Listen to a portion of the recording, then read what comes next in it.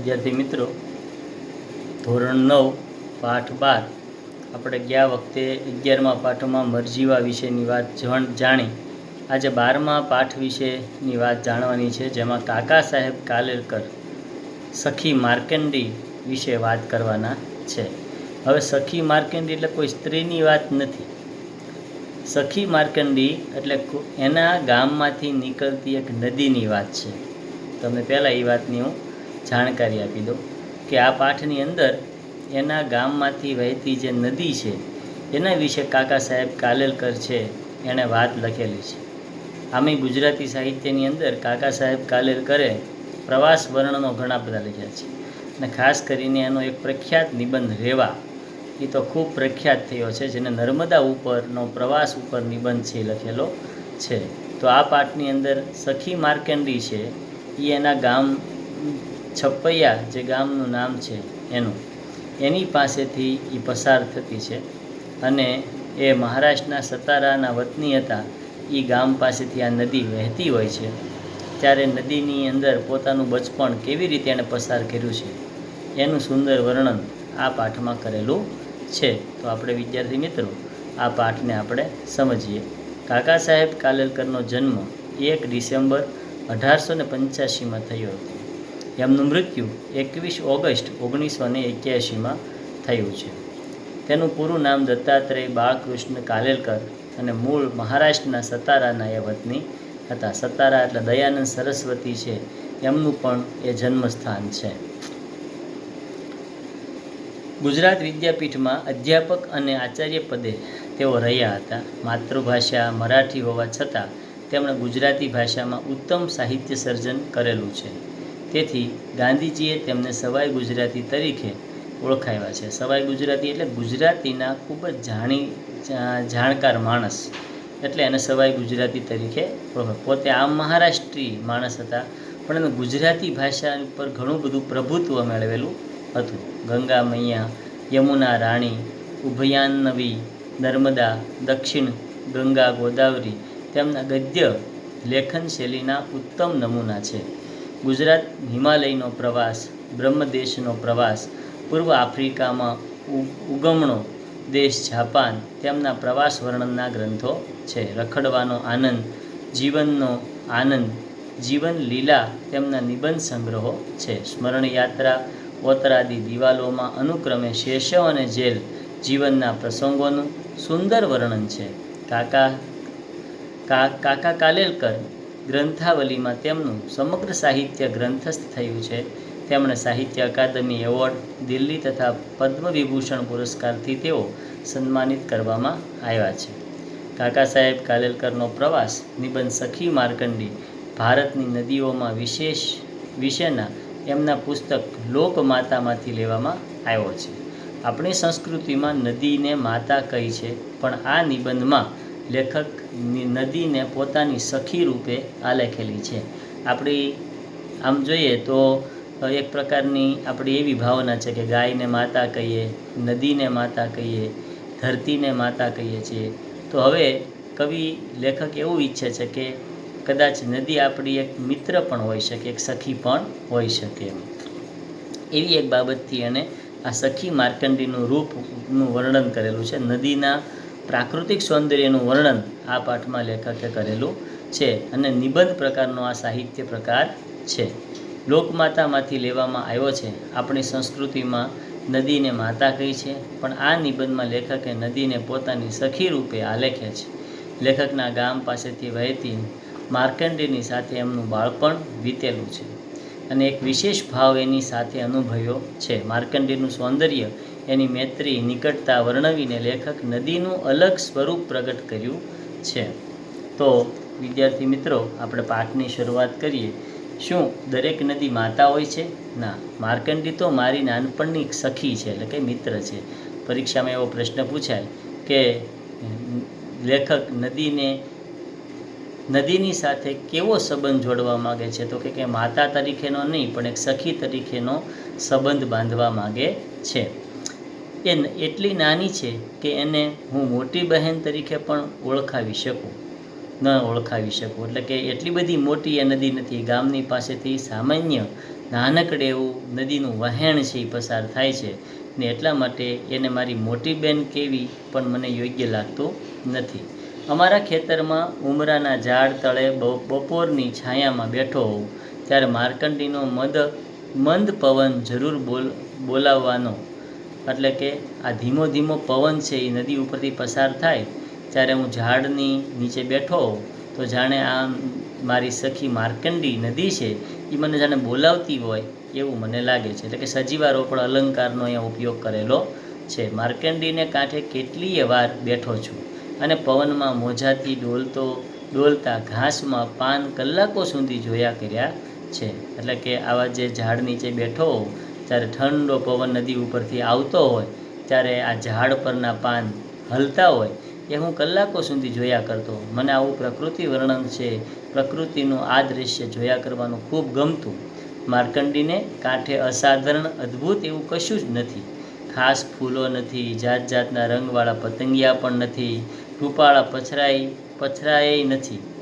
પોતાના કલકુંજીતથી ચિત્તને અસ્વસ્થ કરે એવા નાના મોટા પ્રપાત ક્યાંથી જ હોય. પ્રપાત એટલે એનો કોઈ પ્રવાહ પણ એવો કાંઈ છે નહીં. ત્યાં છે ફક્ત પ્રેમળ શાંતિ. નાનકડી એવી નદી છે, થોડીક ધીમે ધીમે વહે છે. તો આવી એક પાતળી એવી નદી છે માર્કંડી, એની આ વાત છે એ લેખક આ પાઠમાં કરે છે. ગામમાં ભરવાડો એવું કહે છે કે માર્કંડી વૈજનાથના ડુંગરમાંથી આવે છે. જે આપણે ત્યાં વૈજનાથ મહાદેવ છે એ એક આપણું જ્યોતિર્લિંગોમાંનું એક જ્યોતિર્લિંગ છે. 12 જ્યોતિર્લિંગોમાં એક જ્યોતિર્લિંગ તરીકે વૈજનાથ મહાદેવ છે એ પણ ગણવામાં આવે છે. એ જે ડુંગરાની અંદર મંદિર છે એની નજીકથી આ બધા ઝરણાઓ ભેગા થઈ અને નદીનું સ્વરૂપ બને છે. મને એવું મૂળ શોધવામાં કદી ઈચ્છા થઈ નથી કે આ નદી ક્યાંથી આવે છે. એટલે એ તો માત્ર હું નદીને આનંદથી જોયા કરતો.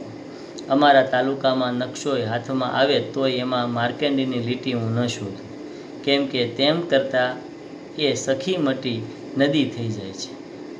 મારો તો એની સાથે કૌટુંબિક પ્રેમ છે એવું એ પોતે કહેવા માગે છે. મને તો એમાં પાણીમાં મારા પગ બોળીને બેસવાનું જ ગમે. એટલે કે મને ત્યાં કુદરતી આનંદ મેળવવાનું ગમે. પગ મૂક્યો કે તરત જ ખળખળ ખળખળ એવો અવાજ શરૂ થાય. નાનપણમાં અમે કેટલીય વાતો કરતા. એકબીજાનો સહવાસ અમારા આનંદને માટે બસ થતો. માર્કંડી શું બોલે છે તે સમજવાની હું દરકાર ન કરું.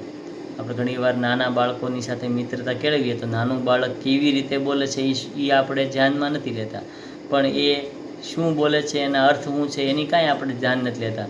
માત્ર એ બોલે એ સાંભળવાની આપણને જેમ મજા આવે એમ માર્કંડી છે એ લેખક માટે એક નાના બાળક જેવી મિત્ર હતી એમ કહે છે. હું જે બોલું એનો અર્થ કરવા માર્કંડી ન થોભે, એ તો વહેતી જાય. અમે એકબીજાને ઉદ્દેશીને બોલાવીએ છીએ એટલું જ કે બને છે કે બસ હતું. ભાઈ બહેન ઘણે વર્ષે મળે એટલે એકબીજાને 1000 સવાલ પૂછે કે એ સવાલો પણ પાછળ જિજ્ઞાસા નથી હોતી, તો ફક્ત પ્રેમ જ હોય વ્યક્ત કરવાનો એક પ્રકાર હોય છે.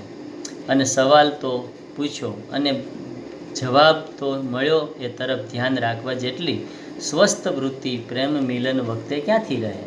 પ્રેમનું મિલન તત્પુરુષ સમાસ છે.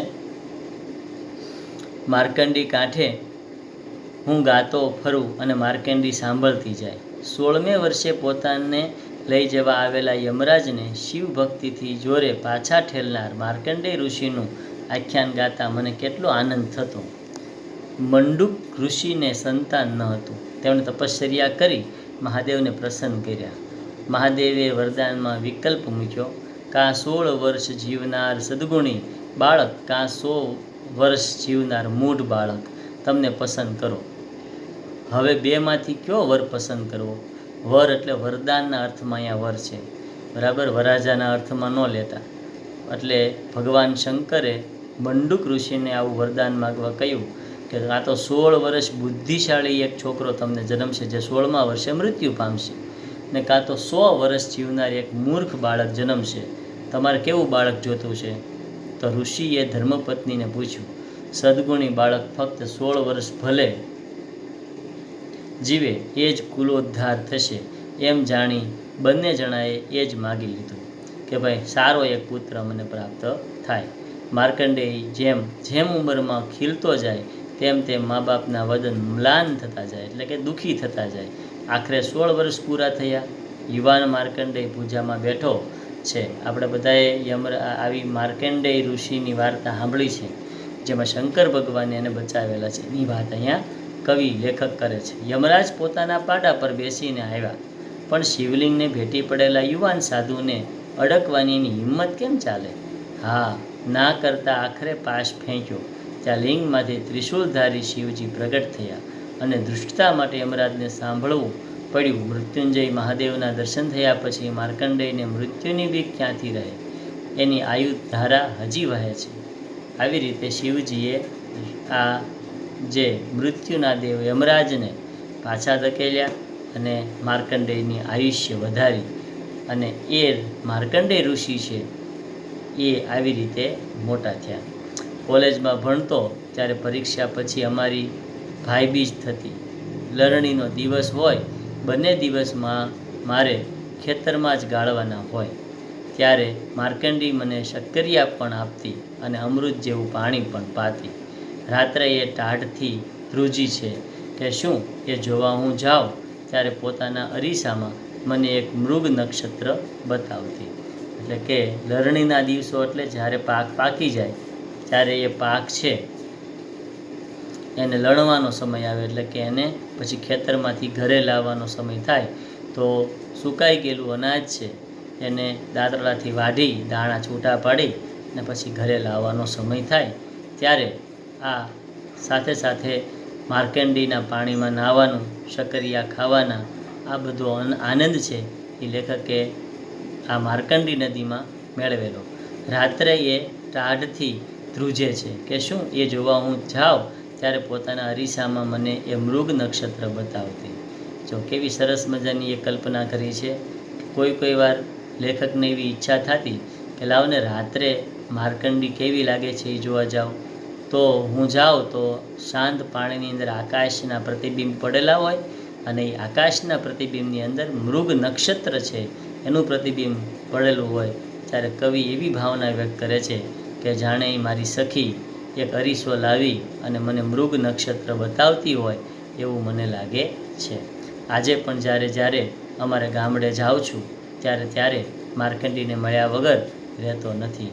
પણ હવે પહેલાંની પેઠે એ મારી સાથે ગેલ કરતી નથી, કારણ કે હવે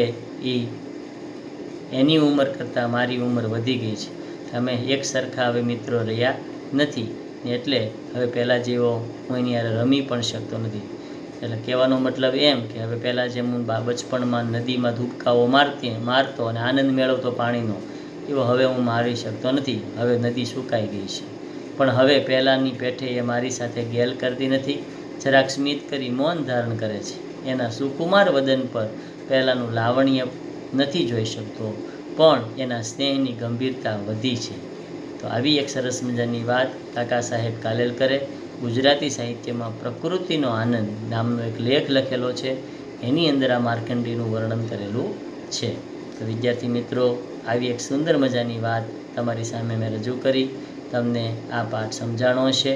હવે એના વિકલ્પો વિશેની ચર્ચા કરી લઈએ. લેખક નકશામાં માર્કંડેયની લીટી શોધતા નથી, કારણ કે તે લેખકને નકશા વાંચતા આવડતું નહોતું. માર્કંડેય ખૂબ મોટી નદી છે, એ સખી મટી નદી થઈ જાય તેવો ભય છે. નદીના નકશામાં દેખાતી નથી. સી જવાબ છે એ આવશે. સખી મટીને નદી થઈ જાય એવો ભય છે. મહાદેવે મુંડુક ઋષિને વરદાનમાં કેવું બાળક આપવા કહ્યું? મહાદેવે એવું બાળક કીધું કે તરત મૃત્યુ પામનાર, 16 વર્ષ જીવનાર સદગુણી બાળક, 100 વર્ષ જીવનાર મૂઢ બાળક. તો બધા જવાબ છે એમાં આવી શકે. બી અને સી જવાબ પણ એની અંદર આવી શકે. માર્કંડી એ લેખકને શું આપતી હતી? માર્કંડી લેખકને અમૃત જેવું પાણી, શક્કરિયા અને મૃગ નક્ષત્રના દર્શન બધું કરાવતી. તો જવાબ ડી જવાબ આવશે. ત્યાર પછી ચોથો પ્રશ્ન, ધૃષ્ટતા માટે યમરાજને કોનો ઠપકો સાંભળવો પડ્યો? તો કે ત્રિશૂલધારી શિવજીનો આ ઠપકો સાંભળવો પડ્યો. પછી 2-3 વાક્યના સવાલ જવાબ છે, 7-8 લીટીના પ્રશ્ન જવાબ છે. તો આટલું આપણે તમારે ઘરેથી પાકી બુકમાં આખો MCQ સ્વાધ્યાય એ બધું લખી અને એનું હોમવર્ક મોકલવાનું રહેશે. અહીંયા આપણે પાઠ પૂર્ણ કરીએ છીએ. નમસ્તે વિદ્યાર્થી મિત્રો.